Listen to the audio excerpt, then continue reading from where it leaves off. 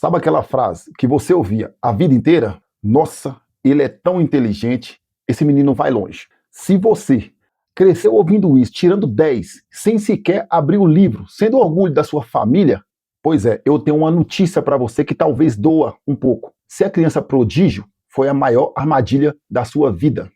Você não está louco e nem é preguiçoso. O que você sente hoje é essa sensação sufocante que parece estar estagnado. E enquanto as pessoas que você considera ser menos incapaz, que parece estar vencendo na vida, isso tem um nome.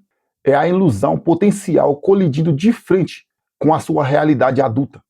E hoje a gente vai destruir essa mentira que te contaram na infância. Eu vou te mostrar exatamente por que seu cérebro te sabotou e por que você tem medo paralisante de começar coisas novas e o mais importante, como sair desse sentimento dominante que você está desperdiçando o seu dom. Fica comigo até o final, porque o passo que eu vou te ensinar para dominar esse jogo é bem simples, mas exige que você aceite uma verdade bem desconfortável sobre quem você acha que você é. Mas antes de mexer nessa ferida, eu quero que você responda algumas coisas nos comentários. Qual foi a última vez que você começou alguma coisa e que foi péssimo? Logo de cara, naquilo que você começou. Não consegue responder, né?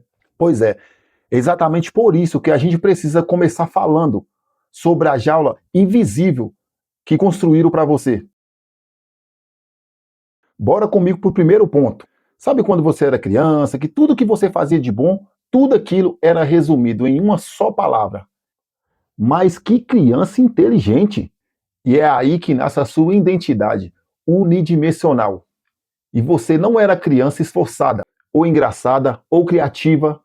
Você não era nada disso, você era simplesmente o gênio da sua família. E esse rótulo vira uma âncora pesada, porque a sua autoestima inteira passa a depender de manter essa imagem de superioridade intelectual intacta, sem nem perceber o peso que isso carrega.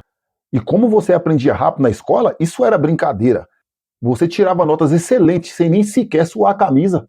E isso ativou o modo fácil na sua mente, te convencendo que o processo era seu estado natural. Você olhava para os outros se esforçando e pensava: uau, eu tenho um superpoder. Mas a vida cobra caro por essa facilidade inicial, quando ela realmente começa a exigir suor de verdade. E o seu cérebro simplesmente não sabe como processar essa frustração. E a única salvação nessa fase é o papel da base familiar na sua formação. E se você teve um avô, pai ou mãe que te ensinou que o talento não paga boleto e que o trabalho duro vence um dom, você escapou da armadilha. Mas se sua família só te bajulava, parabéns. Você foi direto para a próxima fase, aonde o elogio se transforma no veneno mais doce e perigoso que você já tomou. E é exatamente sobre esse veneno que a gente vai falar agora. Pense no perigo do elogio pelo resultado fácil. Quando você tira 10 sem estudar, todo mundo diz que você era um gênio. Mas você internalizou uma lenda tóxica. Se eu sou inteligente, tudo deve vir mais fácil para mim. O problema é que, para proteger essa identidade de gênio que você tem, você começou a praticar a evitação dos desafios. Você simplesmente parou de tentar coisa nova só pelo medo de não ser o melhor de primeira e fugindo de qualquer situação aonde pudesse errar.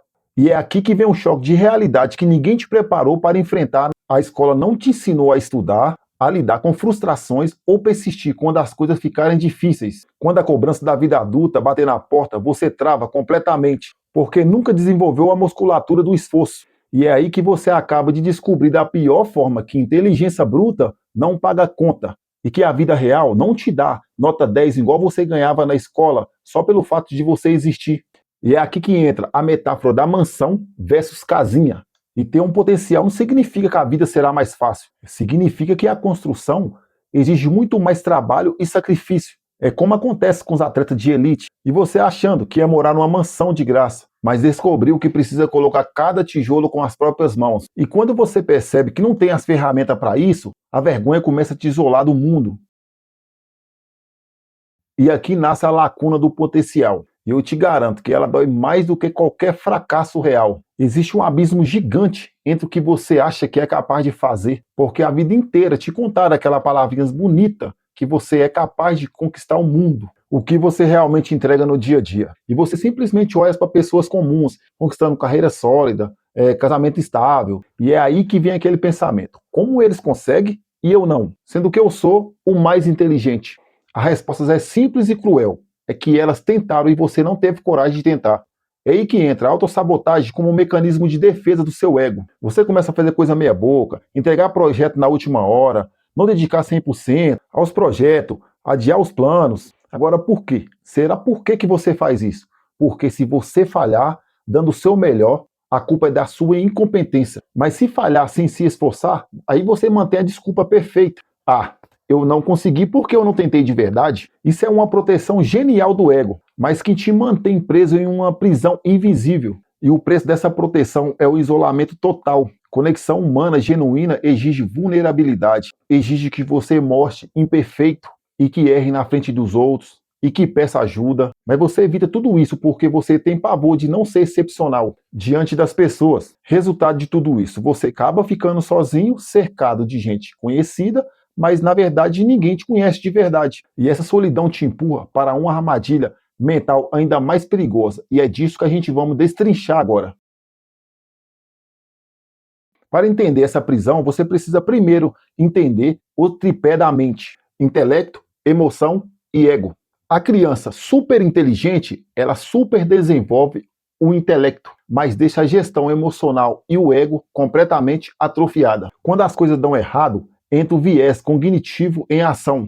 E o seu intelecto, que devia te ajudar nessa hora, vira o advogado do diabo. E você se convence que é preguiçoso porque é mais confortável dizer isso do que admitir que tem um medo paralisante de falhar. E essa hora que aparece a diferença brutal entre empatia cognitiva versus emocional. Você aprendeu as emoções dos outros de forma lógica, de como quem lê o manual, mas não a sente de verdade. Cada interação social vira um acúmulo mental exaustivo. E no fim do dia você se sente uma fraude usando uma máscara. As pessoas dizem: você é tão maduro, mas por dentro você só está tentando adivinhar qual é a emoção certa para tentar mostrar naquele momento. Para lidar com essa solidão autoimposta, o ego cria a defesa final, a arrogância defensiva. E aí você começa a pensar: sou profundo demais para essas amizades superficiais. Ou ninguém me entende. É um mecanismo brilhante de sobrevivência emocional, mas que te aprisiona ainda mais. Porque aqui está o limite da razão. A inteligência não foi projetada para curar dor emocional. A pergunta é: eu sou o suficiente? Não tem resposta lógica, só emocional.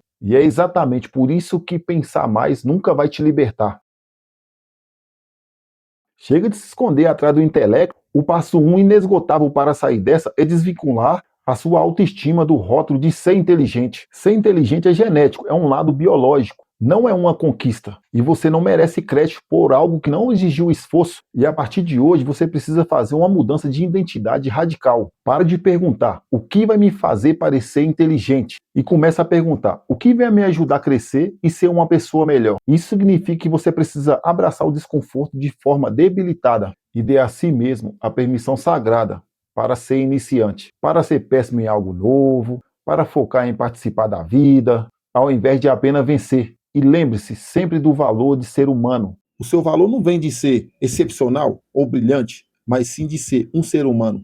E ser humano significa ter permissão para errar, para se sentir perdido e amadurecer no próprio tempo, sem a pressão de ser o gênio o tempo todo. E só quando você aceita isso que a verdadeira conexão acontece. Ao descer do pedestal de excepcionalidade e aceitar a própria vulnerabilidade, aí você finalmente entra no mundo real. E é ali no chão batido da imperfeição que é possível ser visto de verdade. Respira fundo e sente que você pertence a esse lugar. Mas para consolidar essa nova versão de você e não cair de novo nessa armadilha do ego, você precisa entender o recado final que eu preparei. Você passou a vida inteira tentando construir uma mansão sem nunca ter pegado numa colher de predeiro. E a boa notícia é que hoje você finalmente tem as ferramentas nas suas mãos. O convite é simples, mas não é fácil. Desça do pedestal e permita-se ser medíocre em algo novo essa semana. Descubra o prazer esquecido de aprender sem a pressão de ser excepcional. Porque no fim das contas, a vida não premia quem teve mais potencial. Ela premia quem teve coragem de transformar esse potencial em algo real, tijolo por tijolo. Então eu te deixo com uma pergunta que eu quero que você leve para o resto dessa semana. Se você não fosse o mais inteligente, já pensou quem seria você?